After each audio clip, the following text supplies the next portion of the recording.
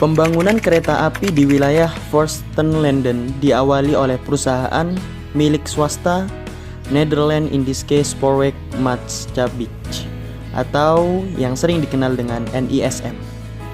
Pada awalnya NISM membangun jalur kereta api yang menghubungkan Semarang hingga Yogyakarta melalui Surakarta.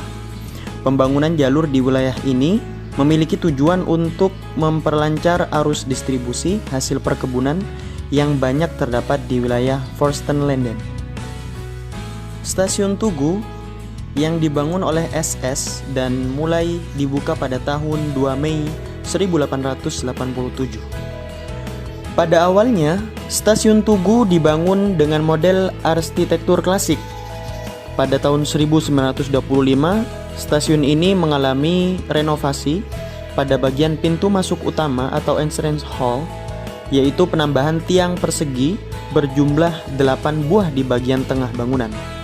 Kemudian pada tahun 1927, hall stasiun diperluas dan fasad renovasi menjadi bergaya Art Deco dengan bentuk-bentuk geometris dan garis-garis lurus yang memberikan kesan modern dan mewah.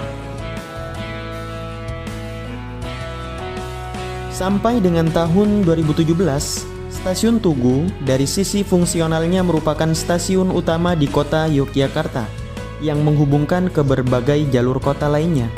Terbukti, jaringan rel berkembang dari Stasiun Tugu ke arah selatan ke wilayah Bantul, Palbapang, dan Sewu Galur.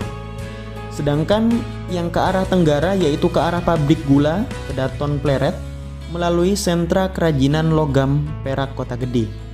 Stasiun Tugu saat ini sudah menjadi stasiun besar dengan 6 jalur kereta yang melayani kereta kelas bisnis dan eksekutif untuk berbagai kota tujuan di Pulau Jawa. Namun, jalur ke kota Semarang via Magelang justru sudah tidak beroperasi. Oleh karena itu, stasiun ini dapat dikategorikan sebagai bangunan yang masih terus difungsikan sebagaimana peruntukan awalnya atau living monument.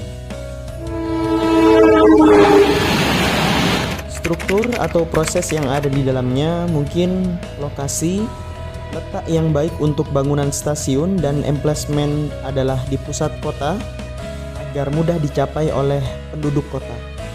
Lokasi site, Stasiun Tugu berada cukup sentral di pusat kota sehingga mudah dijangkau dari semua arah bagian kota.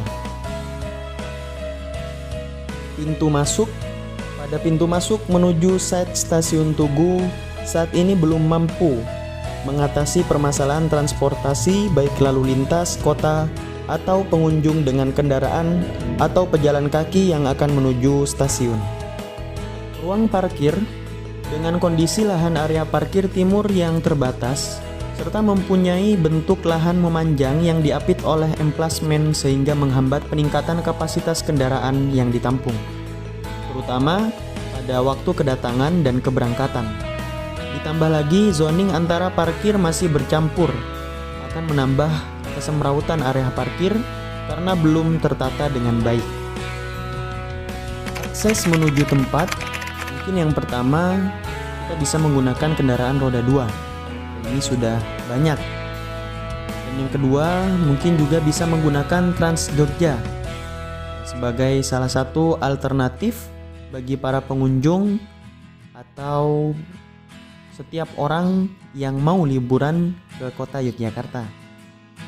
Yang ketiga mungkin bisa menggunakan aplikasi Gojek atau Grab ataupun sejenisnya. Keunggulan dari Stasiun Tugu Yogyakarta adalah menjadi salah satu identitas di kota Yogyakarta. Karena menjadi salah satu identitas di kota Yogyakarta dengan keunggulan yang tak hanya berarti pada waktu silam, tapi juga di masa kini dan yang akan datang. Itu menjadi arsitektur pusaka. Banyak contoh yang membuktikan pemanfaatan dan pelestarian yang tepat terhadap arsitektur pusaka bisa mendatangkan keuntungan secara ekonomi, sosial budaya, hingga ilmu pengetahuan. Harapan untuk Stasiun Tugu, semoga Stasiun Tugu dapat berkembang lebih baik lebih kondusif, dan lebih maju. Terima kasih.